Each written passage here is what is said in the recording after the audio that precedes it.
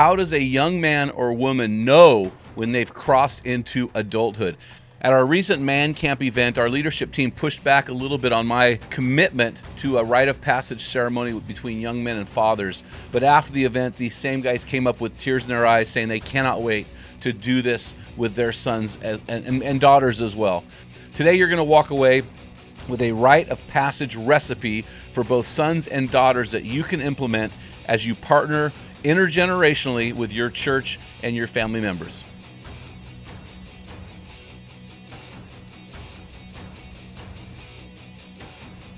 Guys, I'm excited to bring our guest and new friend on our show today, Chuck Stecker. Chuck is the executive director and founder of A Chosen Generation. Chuck has served the Lord in various church settings and leadership positions, as well as serving in the U.S. Army for over 2 decades, including 3 years on the Joint Chiefs of Staff at the Pentagon. Chuck has a passion for seeing churches return to truly intergenerational communities. He's the author of Men of Honor, Women of Virtue, which is our topic of today's discussion. I'm so excited to have Chuck Stecker on today. Chuck, how are you doing, sir? Hey, Jim, I am doing fabulous, buddy. I've been a fan of yours since before you, I guess when you were launching is when we first met. You remember that? Oh my gosh, yes, buddy. Oh my gosh, I've been following you. I see your posts. I follow everything. I'm so proud of you. Oh, You're one of you. the guys at the top there. I'm just thrilled with. Well, man. you know, it's funny. I was at a little booth as my first ever Iron Sharpens Iron conference. You were the keynote speaker. My son Colton was there. And Yep. that was the first time I had ever heard a distinction between multi-generational ministry and intergenerational. And I've never forgotten that. So I do want to thank you for that. And we are going to touch on that today, so I don't want to be a spoiler here. Just want to say thank you. It's great to have you on the show. It's an honor to have you here. Thank you, sir. Let's roll with this thing, Jim. Oh, you know it. Hey, you wrote this book, Men of Honor, Women of Virtue, which is our topic today. Why did you write this book? What was the need that you saw when you wrote it? You know, I can go back to seeing you with your son, that booth there. Yeah. And bottom line is, I had 2 sons coming into manhood. I was clueless on this. My dad was adopted, out of the house most of the time. And I knew that God had a plan to transition our children into adulthood. My daughter was already out of the house and gone, so forth. I was married before. We have an amazing relationship. God's been so good. But I went on a vision quest and I said, what do I do? And fortunately, there were some guys that began. James Ryle was on the board of Promise Keepers. James had started Rites of Passage, father and son Rites of Passage. It would be several years after that Robert Lewis would do Raising a Modern Day Knight. But bottom line is, I began looking into this Rite of Passage. I knew very clearly this was something of God. My sons needed was the Father's blessing and that affirmation. They were no longer children, but adults. And that would launch me on a path. Never at the time did I think it would launch into a ministry or a book. I was doing this for our sons. And so we did our first Rite of Passage actually in Gatlinburg, Tennessee. And that was back in 1997, January, Martin Luther King weekend. And what I saw, and I had been prepared for it, but there were 2 things. One, the absolute change that had taken place in the young men, just from being received by the men and saying, you're an adult, welcome, right? But then there was something else, and James Ryle had alerted me to this, Jim, and that was the issue that he said, so many men have never known their own father's blessing, and now here they are as fathers. That was me, okay? And so first chapter of the book is you can't give what you don't have. And so the bottom line is I alerted the senior pastor. I said, look, there's probably going to be some men. This is going to rip the Band-Aid off some wounds.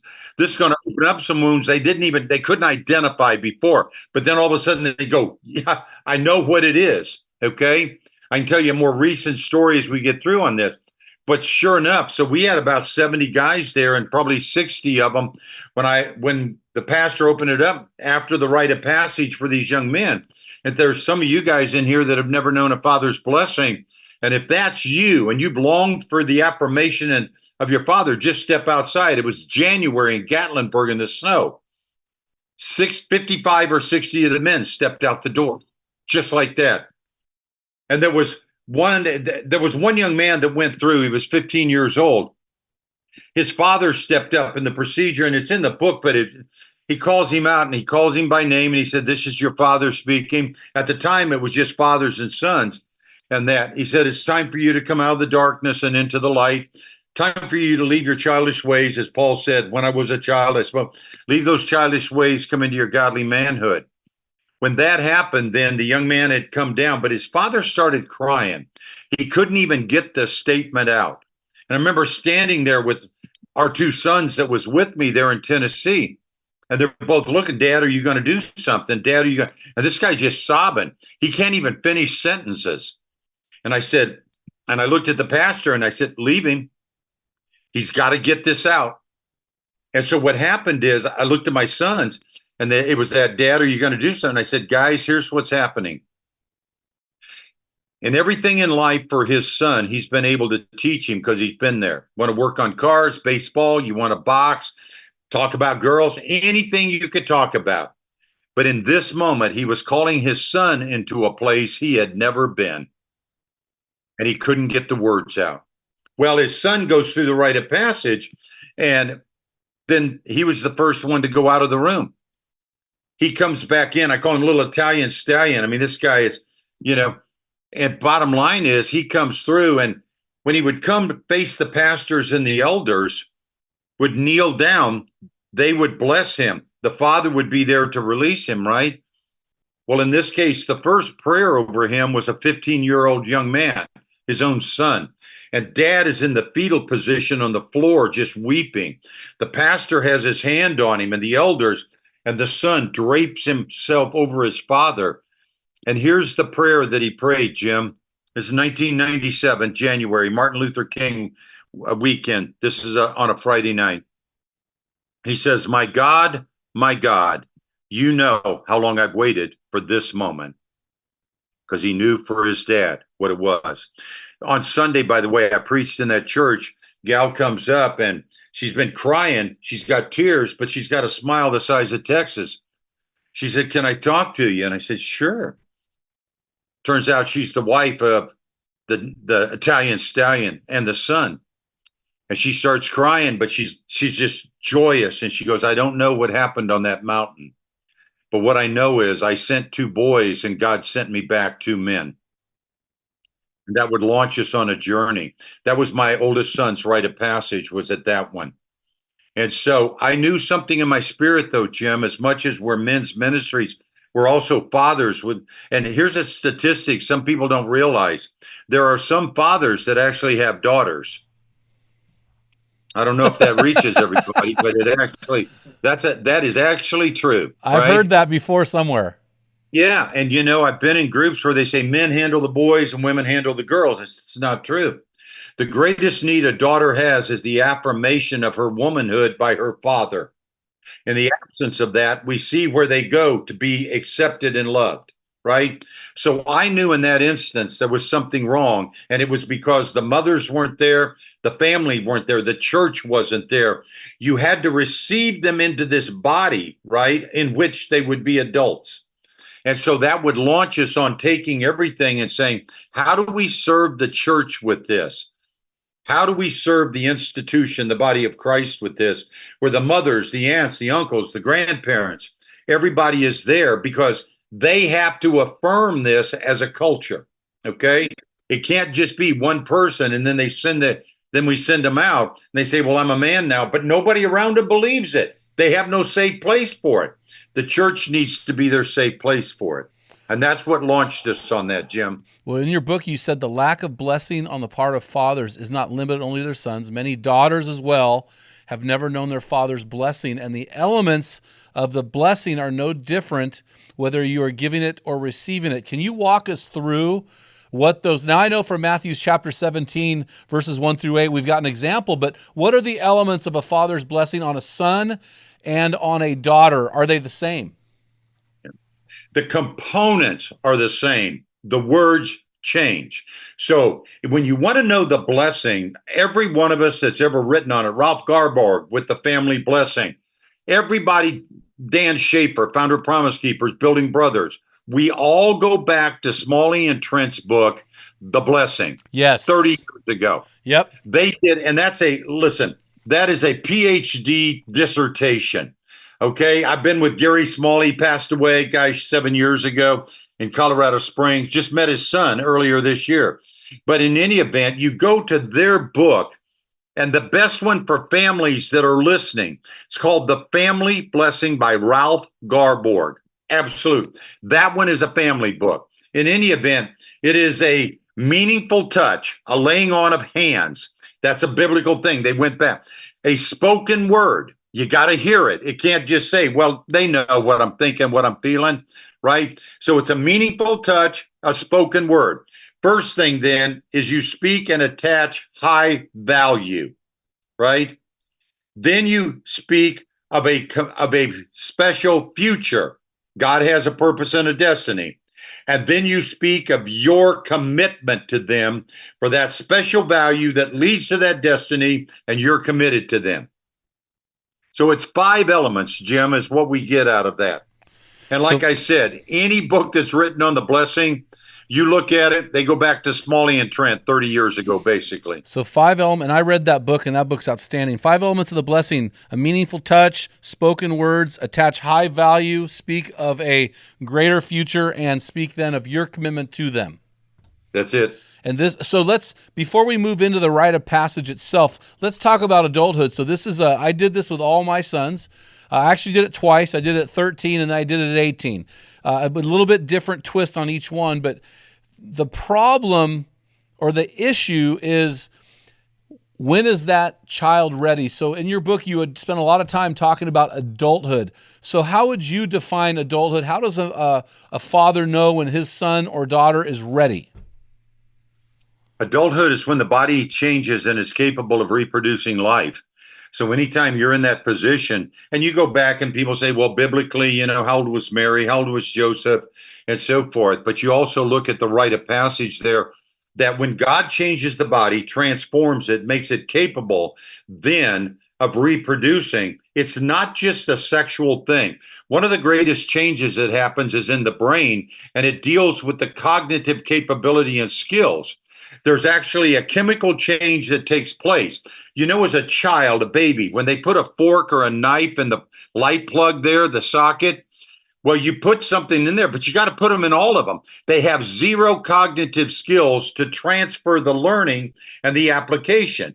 They can't look at the other one over here. They just know the one is bad, right? Cognitive skills is the gaining of knowledge and that application then to transfer and make application in all of the appropriate ways. That's cognitive. So you can teach your kids about this application here, but the cognitive skills, and man, I know what that means when I leave the house, right? I often tell dads, if all you're teaching your daughter is right or wrong and your son's right or wrong, you don't have enough time to teach them enough no's. It ain't going to happen. You have to teach them the reason for the right and the wrong, the value system. And when that happens, then they can apply the value system. Not that dad said, no, dad said, I can't do this. Dad said that was wrong. That's no. I know in my heart, because of the value that my dad has instilled in me and my mom, my family, our cultural values, right? So at that point at 13, generally, 7th grade, age 13, we welcome them into adulthood.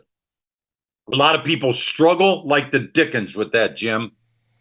Yeah, so we did a 13 into manhood and an 18 into adulthood, and that's why I asked the questions. I know there are a lot of arguments and discrepancies there. I think the thing that everybody would agree on is this: do something.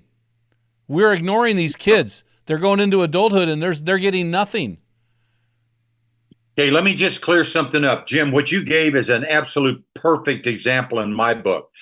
Our sons have probably been through 5 rites of passage. So our sons went through their rite of passage into adulthood, manhood. Now, what we cannot confuse, and this is the biggest problem, we confuse maturity with adulthood. Look, if maturity was equated to adulthood, there'd be a lot of guys in our churches that would still be kids. But wait a minute, doesn't Paul tell us that? You are still on milk and you should be eating meat, Yes. right? Isn't Yes. that what he was saying? Yep. So the point of what you did, we celebrate with rites of passage each successive level of responsibility and maturity as needed. So I'm going to go along with what you said, and absolutely 100% agree with you. So here's the deal. I'm sitting in my son's house that's 43 years old. At 14, because I was a late bloomer on this, 15, when he went through the rite of passage and I understood it. Rite of passage into manhood. Now, every successive level of responsibility showed a need for maturity that he grew into. We celebrated that. Now, it probably wasn't a ceremony in a church with everybody, but sometimes some of the things were. Next one came at 16. He got his driver's license. And we celebrated that. That was a rite of passage. It didn't take away from his manhood. The adulthood, we didn't change it, we added to it. At 18, he graduated. They were in a Christian school, and the school got this thing. They did a blessing, a family blessing for graduation. But then I took him to college, and I can remember anointing and praying over his room, blessing him. His mother was in North Carolina. Her sister was having a liver transplant. We go through this right there in the room, right? And I remember, I'm hanging on, and my son's going, Dad, go get a room. We were down in Kansas. He was going to Central Christian. He said, Dad, I got this. I'll see you tomorrow. And I'm going, well, let me just do this. And he goes, Dad, you prepared me for this. Go get a room. And I held him in my arms. I prayed over him. That was a rite of passage. That would lead him to an engagement. When that happened, we had a rite of passage that added to, didn't take away from. Then he gets married. Part of the marriage was a blessing, right? That is clearly a rite of passage as you look through these. Then he becomes a father, right? And the significance of that. He was still in college. They were living in the married apartments in Central Christian. And after his daughter was born, he brought her. We were all back at the apartment. And in a moment, he said, hey, Dad, you want to go? They had a 2-bedroom apartment. The bassinet was in their bedroom for their granddaughter that's 17. And he says, Dad, come and help me. I just want to make sure everything's okay when Tanya, his wife, gets tired there. So we go. Everything was pretty good. We straightened a little. And we sat down on the end of the bed. And he's crying. And he said, Dad, I did what I was supposed to do as a man, didn't I? I brought my wife and my baby home safely. And there was right there, Jim. So what you said, 13 and 18, it doesn't matter the titles that we put on the successive ones. I didn't call it a specific rite of passage, but look, he got his master's degree. There was a prayer. Same thing with his little brother. And we did that. Did the same thing with my grandkids, held them, blessed them. Now, it wasn't their rite of passage, but it was that initial blessing.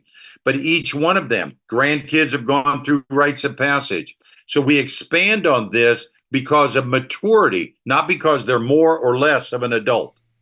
So what I'm hearing you say is we do not have a shortage of blessings in this world.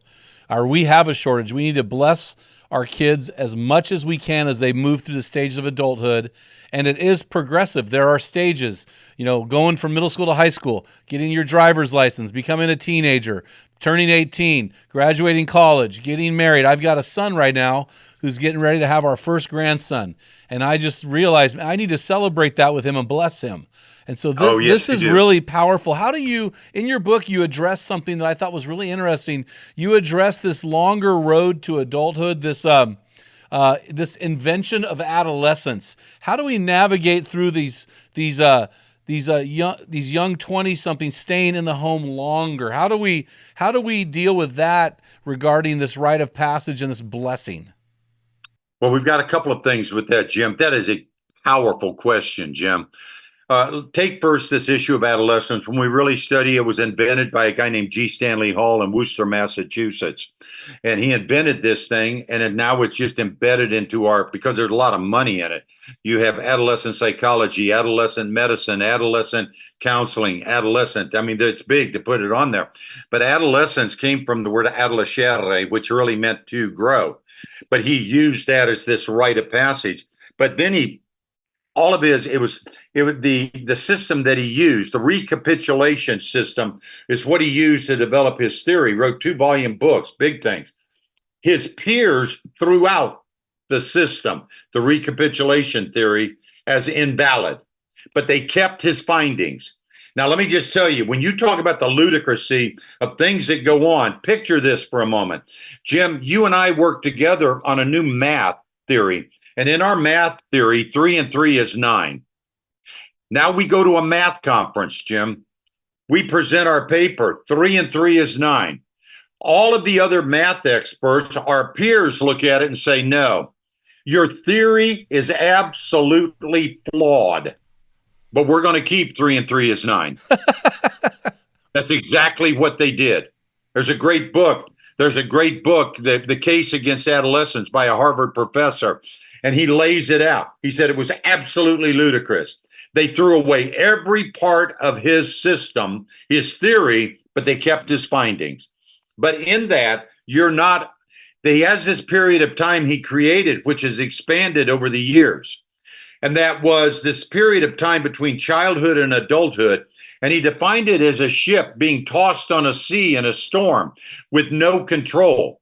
That's what he said about the kids. And I'm going, okay, churches buy into this nonsense, right? Then why do we have youth groups if we have no control? If we're not impacting them and guiding them in this season, why do we have youth groups? Why is there a need for anything at this point? It's useless. So the bottom line is that how you navigate that, and I'll take the example with my son. My oldest son got a dual degree. He got a degree in biblical studies and a degree in abnormal psych. And I always tell people he got those 2 degrees because the biblical studies helps him understand and get closer to his heavenly father. The abnormal psych helps him understand and get closer to his earthly father. And that's where we sit on this thing, right? So in any event, I remember him at school. Now get this, he's at a Christian school in Kansas. A great friend of theirs, both of our sons knew her. She's at a public college. They're taking the same course, one Christian, one in a public college, right? So in that mix, you know what the difference was between their 2 classes? Yeah, at my son's school, they prayed before class. Yeah, same textbook, right? Yes, we're the same because they came from this school. So who writes the textbooks? They guide the whole thing. So the publishers of the textbooks, which if you're in psychology, sociology, any of the ologies, you have to comply with the secular worldview system, or you can't be licensed. I'll give you an antidote to that, Jim. Men of honor, women of virtue. I was going to be on the Jim Dobson show, and it was going to be the weekend one. They had called and they said, man, we want you, this book, everything. I get a call back, and the gal said, man, this has happened twice, but the weekly show has priority. So we all sit together and say, here's our show, so forth, this and that. The weekly show looked at this and said, no, we want him for a week. One solid week with Jim Dobson. This is back in about 2008, 2009, right? I get a call. I'm waiting on scheduling. I get a call and they said, Chuck, we're sorry, but that's not going to happen. There is one paragraph about Jim Dobson in the book, not degrading it whatsoever. Merely uses the example. He's written on all the adolescent stuff because he went to a secular college for his PhD and he had to agree with them to get his PhD. One paragraph, 3 sentences, and they couldn't have anything on the show that contradicted anything he had ever written. They literally have a readers group. That's back then. If there's one thing that contradicts their stance, well, my son is taking abnormal psych. He's got to write on adolescent psychology. He said, Dad, I need you to listen to this paper and I need you to just kind of go through. And he said, now, Dad, before we start, you and I completely agree. Adolescence was made up. We just use it. But if I don't write this paper, I don't get this grade, I don't pass this class, and I don't get this degree. Just that simple. That's the control. Now, here's just another anecdote. The same college in Worcester, Massachusetts, where G. Stanley Hall came up with this nonsense. They've been working for over 10 years to have another stage of life inserted. It's called emerging adulthood. So according to theirs, till about the age of 11 or 12, you're a child. At 11 or 12, now, because they keep expanding it, because they got pre-adolescence, post-adolescence, and so forth, they go into pre-adolescence to adolescence. Then they come through adolescence to post-adolescence. And at 23, right, they go into emerging adulthood, and they're still emerging till the age of 30, according to the psychiatrists and psychologists at the University in Worcester. That's going on today, Jim.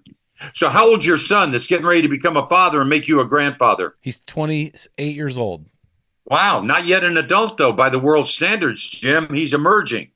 Well, we welcomed him as an adult at 13 and then again at 18. So we don't play that game. Been there with you, buddy. Yeah, we don't play the game of academia, because academia does not mean truth or knowledge. It means opinions and philosophy. So this is so here's, but I'll tell you what I do think.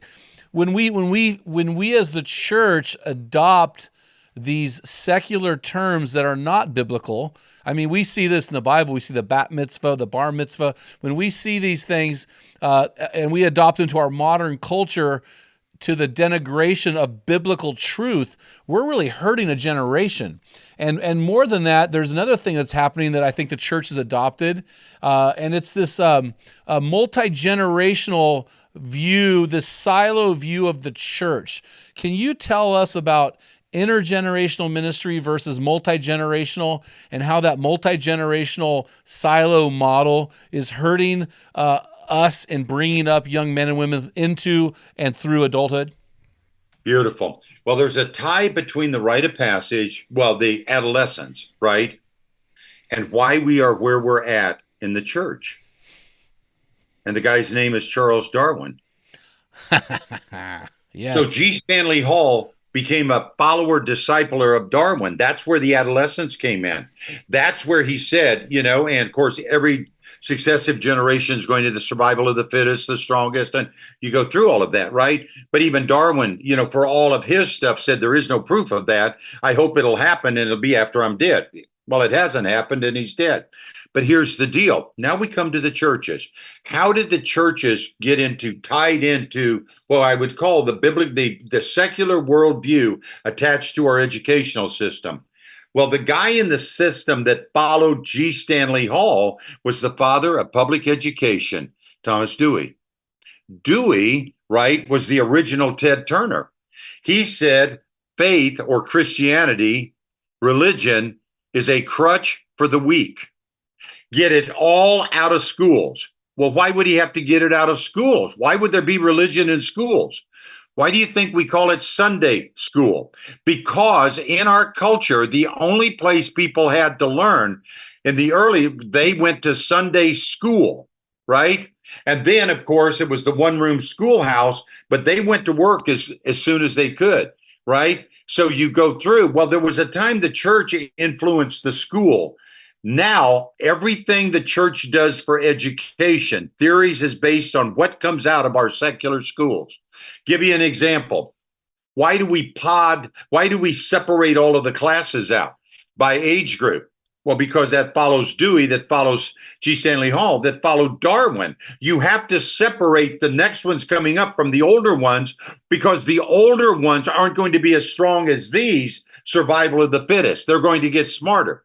But what do we know about education? When you pod them, like kindergarten, first, second, 3, 4, 5, 6, 7, 8, you pod them, they become teachers themselves. There's so much the Bible speaks about teaching, but we try to raise good students, not good teachers of the next generation. And take a look at this. We have had the Department of Education in the United States for how many years? I think it was $18 billion I read on one of them. Our education standards and results have been lowered during that entire time we've had a Department of Education. Their whole focus, much of it, and I'm not going to go into the political, but much of the focus has been on how do we raise good students? When God is telling us, I'm to raise my son to be the next good teacher. And we know this. When they teach something, they get it. When they have to learn it, they just repeat it.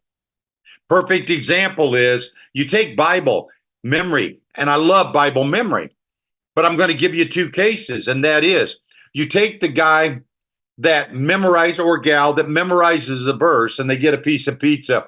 I use that because one of the NFL players, a good friend, Dalton Reisner, grew up in a small church in a little town in Colorado. He was 280 pounds in high school, and he said he went to youth group on Wednesday nights, and he says, every verse I memorized, I got a piece of pizza. Dalton was preaching at a church we were at, and Dalton says, at 280 pounds, do you understand how many verses I'd memorized just to get pizza? It was clear the line for me. Here I come. How many of those do you remember? Hardly any of them. Why? Didn't teach them to anybody. He didn't really get discipled, and he comes from a great family. Met his brother, great family. He got discipled at K-State playing football by another man who was a discipler raising disciples, right? So in any event, you take two and I say, okay, to my grandchildren, memorize this and I'll give you something. You get a treat. I say to my oldest, memorize this and teach the next one that verse. When the next one has that verse, then you've succeeded. We know this from every secular test that's out there. Those who teach it retain it. Those that just memorize it, it's good for the moment very often. So okay? is that what you're saying? So the difference between multi-generational ministry is it is building pods, which is perpetuating more students. Intergenerational ministry is building leaders and promoting legacy. Yep. So here's the thing. You're absolutely right. We'll get into legend and legacy in a minute. But the fact of the matter is, but the fact of the matter is that when we look at multi-generational and intergenerational, we confuse them because we're confused. We think if we look out into a group and they have people of multiple different generations, we've succeeded. That succeeds for football. That succeeds for the NFL because they're building the next year. So look at three terms on this, Jim. We have cross-generational. What cross-generational is a marketing term. You get what you market to. You want to market to other generations to build market share within those generations. The church, sometimes they'll think marketing's bad. It's not true at all. Look at Facebook. Look at all the things that we do. Door hangers and that. We need to be the best at marketing, right? But we've got to market to the generations. The second thing is multi. Multi is bringing people together of multiple generations at the same event or gathering. Okay, that's what it is. Football game. We used to have a football team in Denver. It was years ago called the Broncos. Okay, I don't know. Typical Broncos fan, man. Yeah, years ago. Hey, I'm a Nebraska fan. We used to have a team. I think they're going to bring the sport back this year. Oh, okay, awesome. But here's the thing. When you look into the stadium, you have the multiple generations, but here's the key. Everything in multi-generational generally is center stage focused. Now, take your football, center stage focused. Go to a baseball game. I remember sitting between innings and talking. Not anymore. You're always there is an activity between each inning that is center stage focused to draw your attention, to entertain you. There's nothing about relationships. Intergenerational is bringing them together to do life together. So when we look at churches, how many churches are multi-generational? Center stage focused. We put on a great show. We draw them back. I love that message. The worship was incredible. But we're not getting people to do life together. So in church, through the generations, it's really about multi-generationals. We got to work to get them into the same room and sit next to each other. Intergenerational then is the next step. We got to help them do life together. Now, here's an interesting thing for the church, Jim. About 4 years ago, Barna puts out a thing every year about the state of the church. And it's got all these clips. It's got everything. It's incredible. But there was a African-American pastor, professor up in Chicago, and here was his quote. We keep talking about multicultural. It's about time we start talking and moving toward intercultural. He said the same thing. If it works in the generations, it'll work in the cultures. But that idea is bringing them together and giving them a safe place to learn to do life together. So that can be through mentoring. A lot of times it's through service and things of that nature. Give them opportunity to do life together.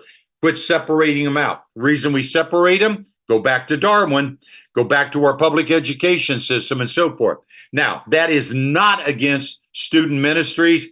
Every church now in the last 5 years, it's no longer student, it's next gen ministry. And I keep telling them they're the generation now. They're not the next generation when you're talking to high school or in college. That's next. That's now. And we got to treat them that way. But I'm not going to change that. Just help them to understand what to do with it, right? But bottom line is, you're absolutely right. Bringing them in, one of the greatest impacts, and I'll give you another statistic, and this was about 20 years ago. They looked at young people who continued to walk in their faith after high school. I know we hear a lot of things after high school, 90% leave their faith. We got all that. But they looked at young people. What were the characteristics of young people that continued to walk in their faith after high school? There were about 5 of them, Jim, but there were 2 that jumped out at me. One, faith of their fathers. Now get this. It wasn't that dad went to church, okay? Kids know, that dad goes to church because the kids need to go to church. You don't hear dad saying to mom, hey, mom, if you don't go to church, I won't be able to get these kids at church. It's always to the dad, you need to be there. Just going to church does not impress the kids. They have to be engaged. They know if they're a football fan, they got a shirt or a hat and it's a lifetime purchase. They know the scores. They know this. They're engaged in the process, right? And they're either watching at the stadium or they're with guys at this. So one of the things they looked at in terms of the father's faith, and dads, you got to get this out there. It was simply this. What was your engagement in the church besides just attending a service? Now, they looked at, did you do a monthly thing? Did you do a weekly thing? Were you on part of the worship team or the prayer team? Or were you an usher? Were you this? Did you do that? Right? And here's what they found. There's a tipping point, and the number is 3, okay? That with 1, there was a little bit of impact. 2, there was a little bit of impact. But at 3, when their dad, now it didn't mean every week. It didn't mean that every time the church doors were open, you had to be there. It meant it may be a monthly breakfast with the men. He may be doing something over here. He may be helping out here. But the tipping point was 3. When they hit that, they knew their dad's faith was real. They felt that. The more real the faith of the fathers, the greater the impact on the kids. And we've got to quit saying about passing on our faith to them. I don't know about you. It takes my faith, all I have every day. I want my kids to have their own faith. They grow up separately out of that, and you can go, well, the seed comes from me. Yes, it does. But it's a separate tree that grows. Okay. That kind of a thing. So that piece, here was the second thing, intergenerational relationships. And they looked at it. Tipping point was 3, other than parents and the youth leaders who are required to be there for them. Yeah, we got that. They were hired, acquired, they're volunteered to be there. But what are their other relationships within the construct of the church that adds to their identity, to know who they are, whose they are, and help them develop their own faith? So one of the things that's happened at our church, and I'm not taking credit for it, that our lead pastor there was on our board for about 8 years, sold out for intergenerational. And we had, kind of a growth track, for people that wanted to serve in the church man. One of the emphases he's made, and he's personally talked to all of the high schoolers, you need to go through Growth Trek and find you want to serve at the church. Okay. This past Sunday, we had a high schooler serving on one team who had gone through all 3 classes of the next step. We had one behind the coffee bar. Now there's others there with them. And we had one studying, he's shadowing on the tech team to operate the camera. 3 high schoolers. And that idea that we bring them and we connect with them beyond the parents in that, we create that intergenerational culture where they have value for who they are, not because they're the son or daughter of somebody. That is power. So, and this is where that concept in your book, legacy versus legend, plays out, right? Oh, well, here's the thing. I keep growing on a lot of things, Jim. If I leave you with one statement on that, the legacy versus legend, here's your statement. A legend is what you want people to remember about you when you're dead. A legacy is what you want people to remember about God because you lived. Wow. That is a little bit of a shift from the book. I like that. That's powerful. That is that really book was good. written now. You know, that book is, gosh, at the time I was doing that 19 years ago, and we're still, the sales on it and the follow-up on it, it's right there. We haven't had to do a new edition or update, but the idea that a legend is what you want people to remember about you after you're dead. Name on a building, I did this, got a gold plate on your pew or the stained glass window. A legacy, true legacy, is what you want people to remember about God because you lived. Wow. And that's part of this rite of passage, right? That's it. Passing this on. That's so let's, in the few moments we have left, I know you got a heart out to pick up your grandson. Let's talk about rite of passage, the ceremony itself. How does, because I know guys are listening, they're driving home from work, they're like, come on, give me the answer. So what are your recommendations of an actual, now we just had this, we do a man camp every year, and we just did a rite of passage. It was our first one ever, and I had some pushback, but these same guys pushing back were crying at the end because the deep impact, it's so meaningful and deep. I'm just curious to hear what you recommend and see what we can add into ours from what you're telling us right now. You know, we often forget, guys, that God has called us to steward the bodies he gave us so that we'll be ready, healthy, and spiritually dangerous to fight the good fight. That's why we're so excited to partner with Mountain Tough Fitness Lab. Join me on my journey by going to mountaintough.com and getting your free 6-week trial when you type in the code ARENA30. You won't be disappointed. Stay dangerous. Gotcha.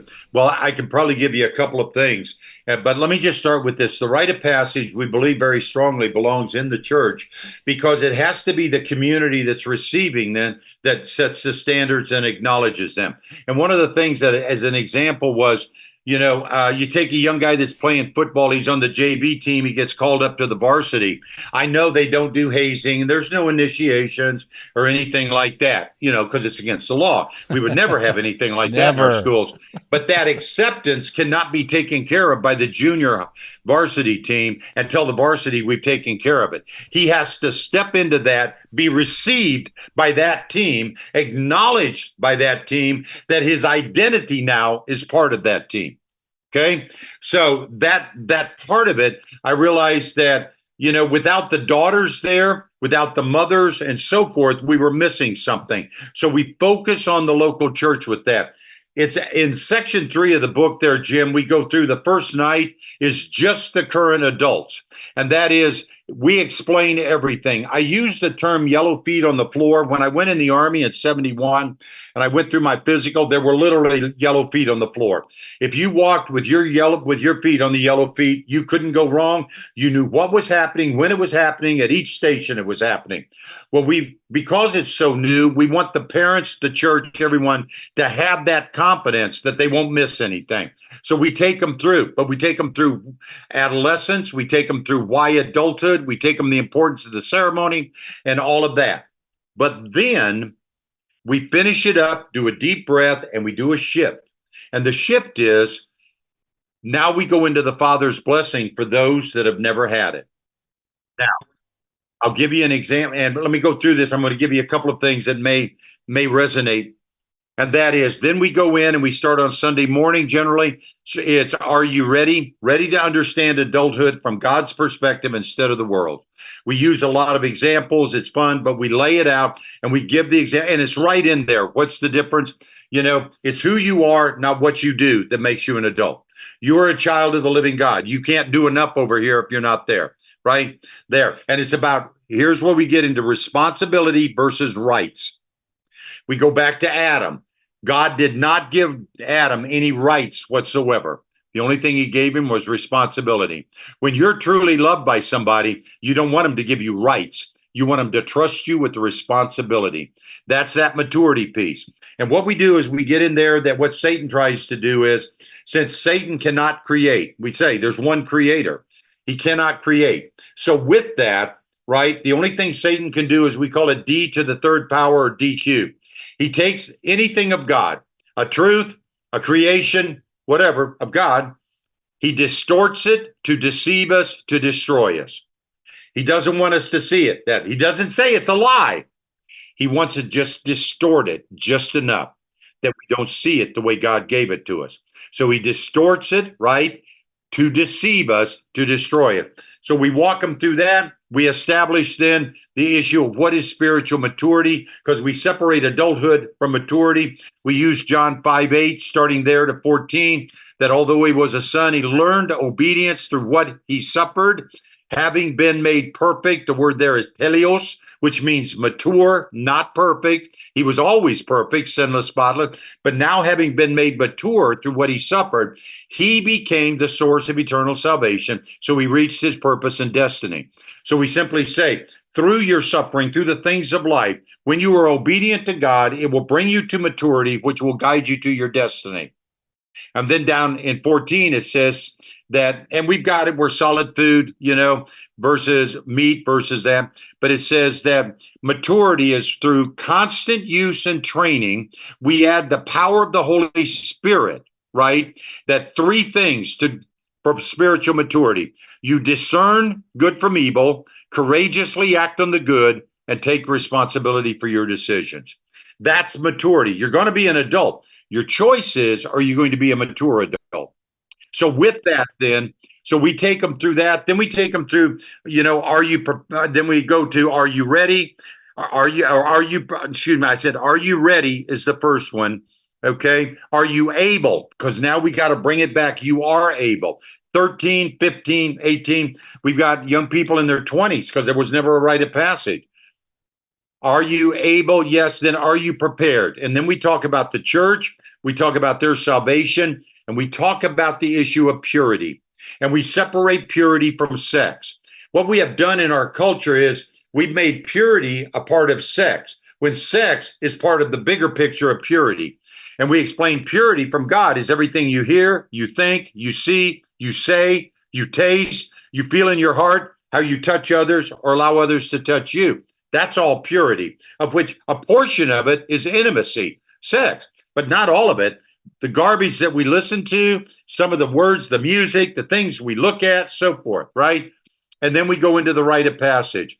The rite of passage, the ceremonial piece, and by the way, I'll tell you, I just did this on the Navajo reservation, and it'll tear you apart. I'm telling you, watching these young people go through, okay? But so we take them through, and here's what happens and what we had talked about. All the young people leave the room. There's a conversation. We got them there, but they're brought to the door. The church is lined up down the aisle. There's a gatekeeper, we call him, an announcer at the door, a gatekeeper at the end of the aisle, church leadership across the front, men and women. That's associate pastors, elders, so forth. Table has the covenants. That's in the book. And then the pastors on the platform.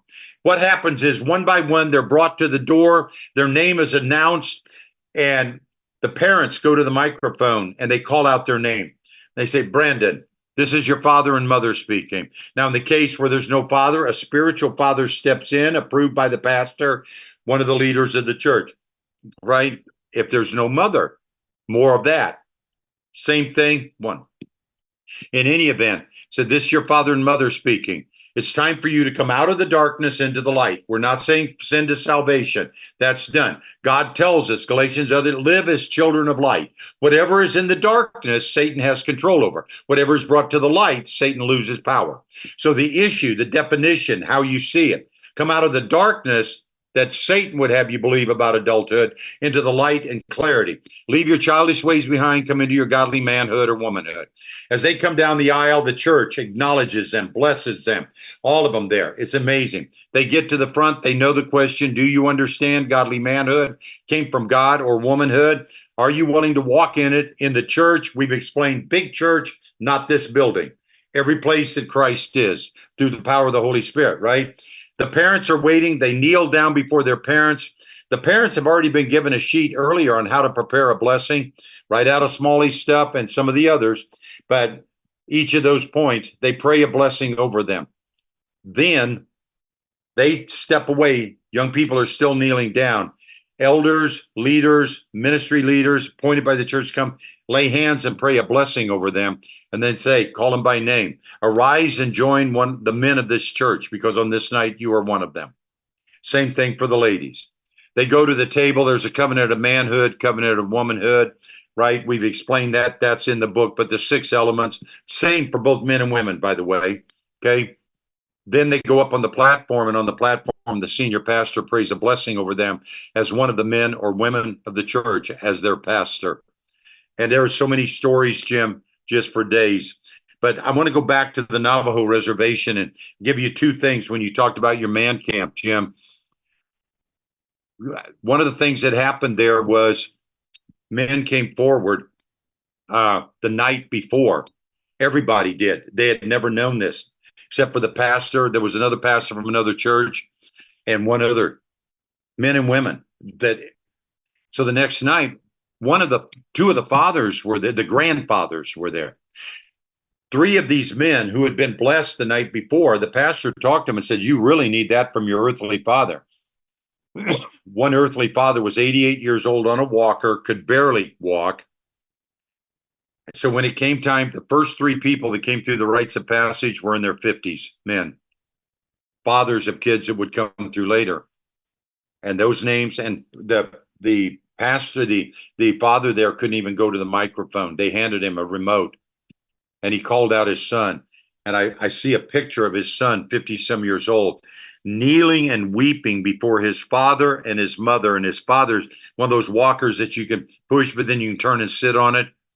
His father there at 88 lays hands, praying, weeping over his son weeping. Later that night, when it was over, I sat down, the same man, he's still crying off and on, but it's good. And he says, Brother Chuck, Pastor Chuck, why hasn't anybody ever told us about this before?